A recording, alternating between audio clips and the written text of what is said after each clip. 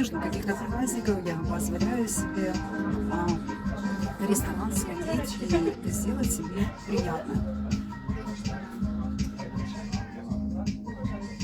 Эксперты за вас, те, кто ведет страницы, мы уже молодцы, мы уже вышли в публичное поле, и пусть мы поблагодарим себя за это, потому что это не так просто выйти в публичное поле и начать вести весы, говорящие головой. Так что вы большие молодцы.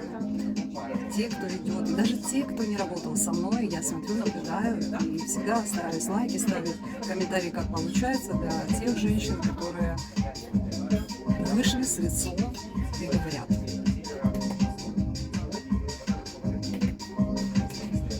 Полароян, кстати, классная точка в Одессе, очень классное место, и для встреч эксперты тут очень хорошо.